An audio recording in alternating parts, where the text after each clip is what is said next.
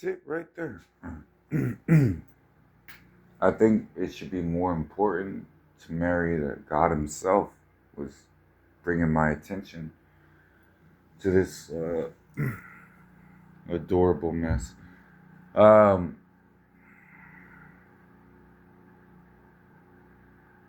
he says, speak freely. So, shit, man. We were in Portland, and then I remember she told me, like, I'm your biggest fan. Like, I've imitated everything you've done. And I was looking at her, I was like, no, you haven't. But I don't know if that's really.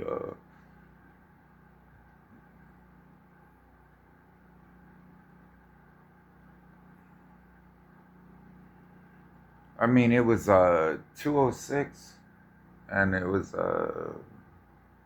Jesus won, Satan lost, intergalactic something, federational life, fifth dimension. And I looked down the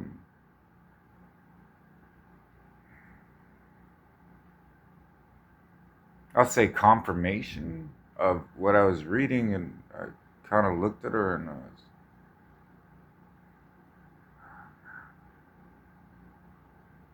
my entire thought process was a lot of times, don't be like me.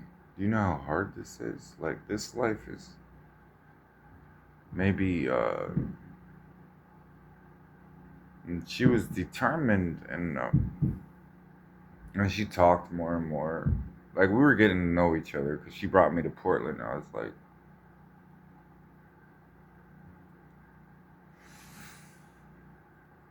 and then before I met her, she probably doesn't know this. I used to watch her through other women for like a split second, and I'd watch the grace, how she handled situations, just the grace she moved in. Like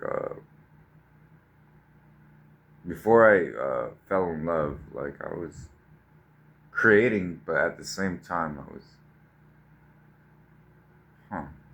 She'll have these tendencies. She'll have these uh,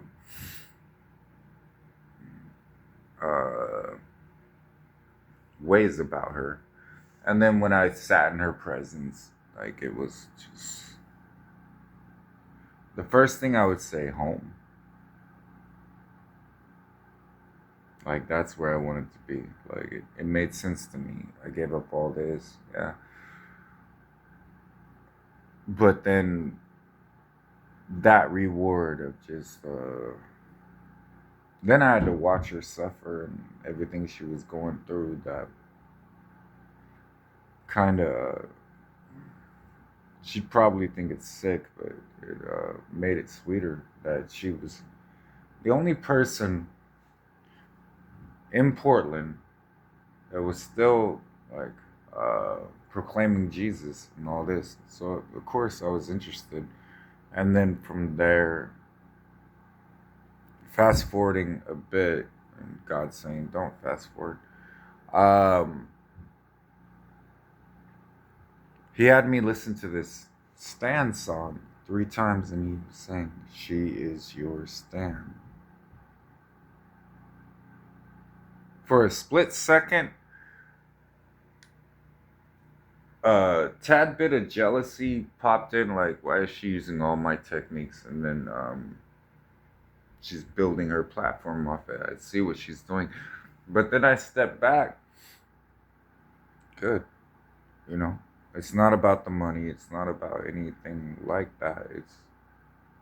I see where she's going with it. Do I believe in her? Absolutely, 1000%. I think she's gonna be great. Did I want this training for her? I've seen her fail so many times. No. But then it was, this is your daughter. Like, this is why she's so dear to me, why all this started in the first place. Um,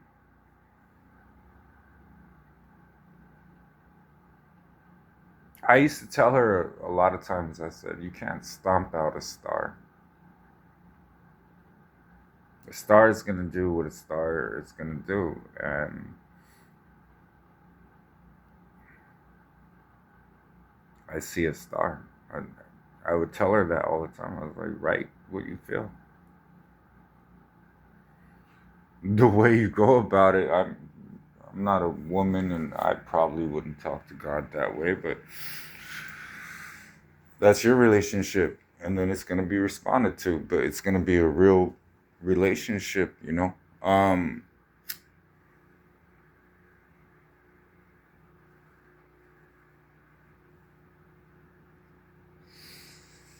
I see greatness in her. I've always said that. This one, I wouldn't be taking the time to cultivate her and be like, we could sit down. As her husband, a few things, I think she made some mistakes. They were minor. If I really sat down casually and discussed it, could have been worse, I guess. But as her father, her battles are gonna how she does things. I've seen her do the things I used to do, and I see her employ the tactics, but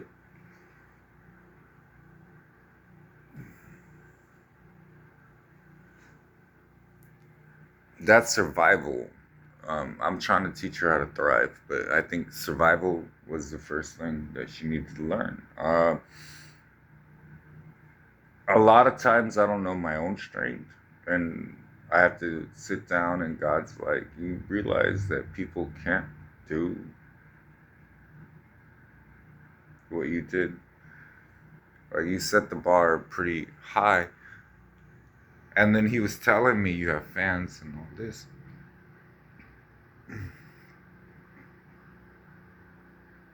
I was like, all right, well, this is the real thing. I don't know how to make it realer for you. It's like, this is what I wrote. Like, I told you, how I felt about things. I wrote it. Um,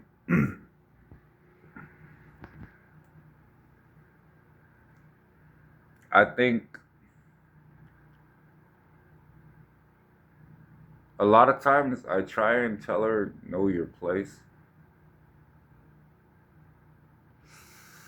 because God exalts the humble. Uh, know your place. I mean, you're already favored. Obviously, like, if I'm involved face to face, then you're talking face to face with the man who sold the world, and teaching her, like, yeah, put your heart into it if you're gonna write it.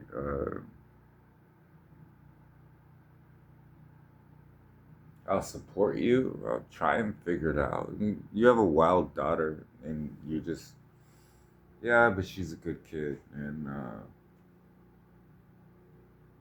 you get the calls a lot of times. It's Dad, I'm stuck in this situation. And it's like, just come home. And she's got to figure it out herself. I know that. Once I got past the point of missing her, then it was kind of, I'm building this for us. Like, I have plans. Like, you're thinking too small, and we're blending now. So I mean, you know, uh, Eve was always that way. So I always looked at it. Well, it's a pleasure that I know Mary Magdalene. It's a pleasure that I know Eve. But then it became,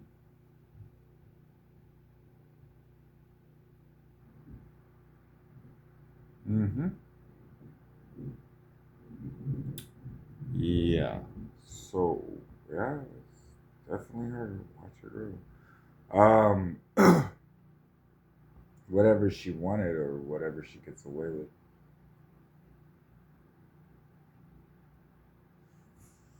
It wasn't gonna last too long.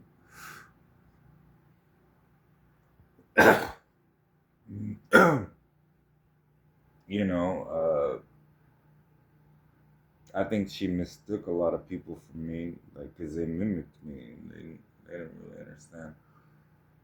This is an everyday life. Like, you're constantly in training. This is your life.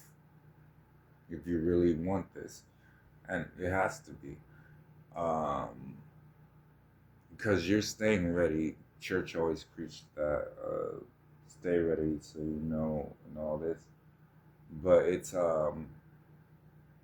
so much more, because then you're getting counsel from God Himself, and He's teaching you, and He's in it.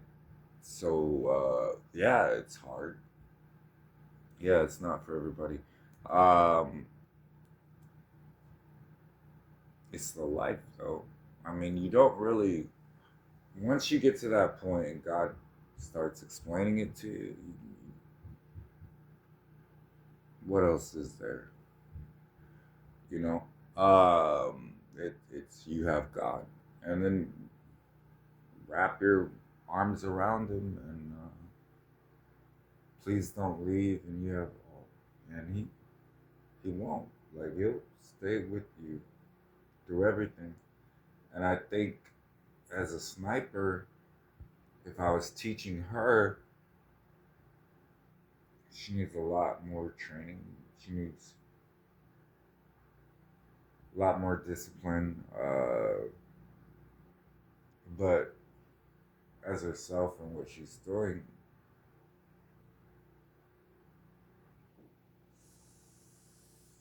if I had an ulterior motive to kill her, she'd have been dead already. Who has these conversations with your wife? No. Um, there were enough charges, like, it could have been done.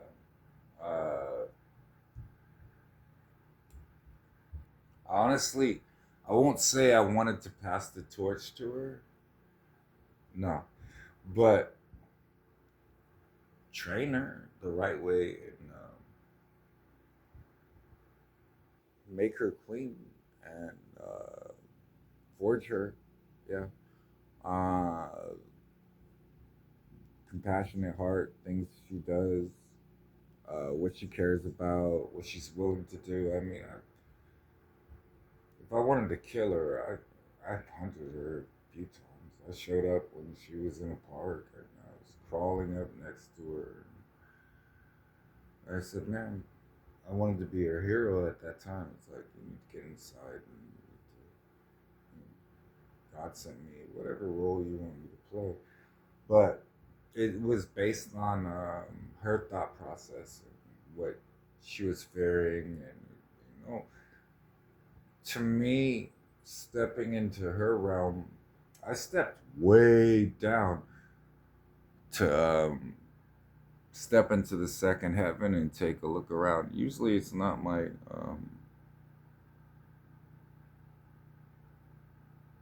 welcome place. You usually don't get welcomed too long, and I knew that. And I was trying to teach her that in Portland.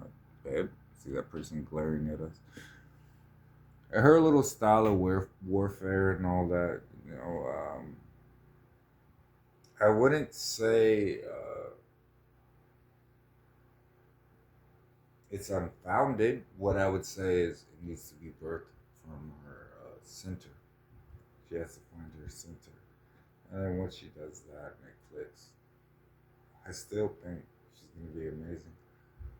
Um,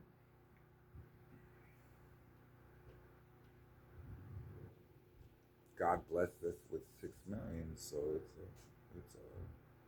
he's going to make sure it gets done appropriately. I went on a mission last night just to make sure. And yeah, shit's cleared out. Um,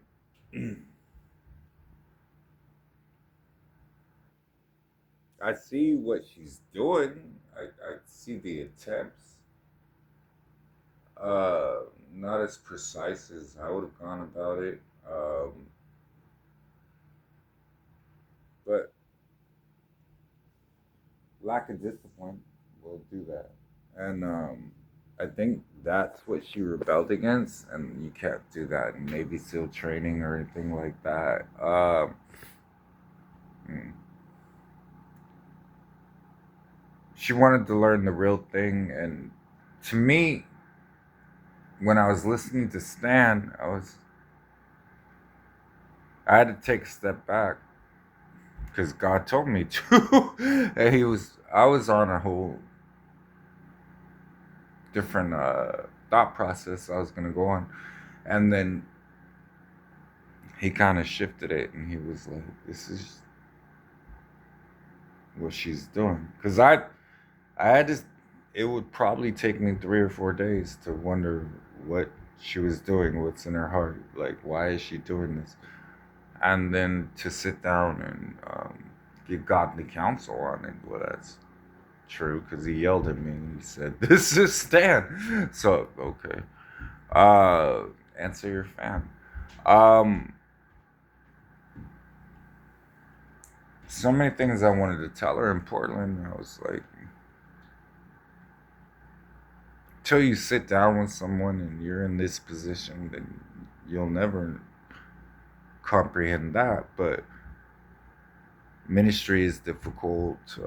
You were speaking in my name, and now I'm looking around, and this isn't quite what I envisioned. I wouldn't say that I thought it would be that way. Um,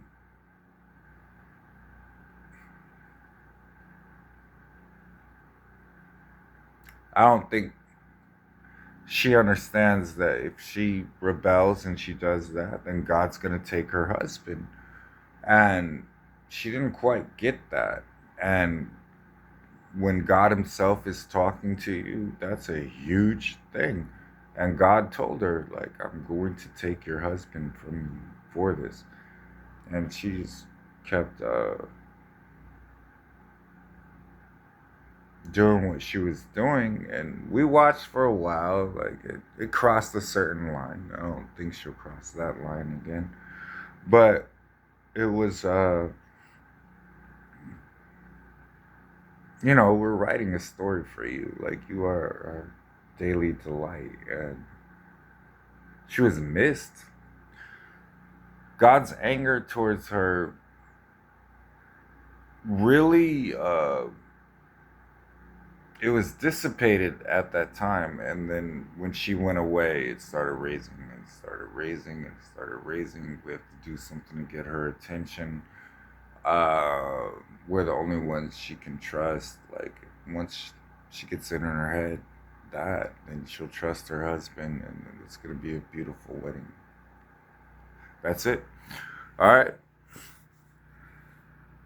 I love you.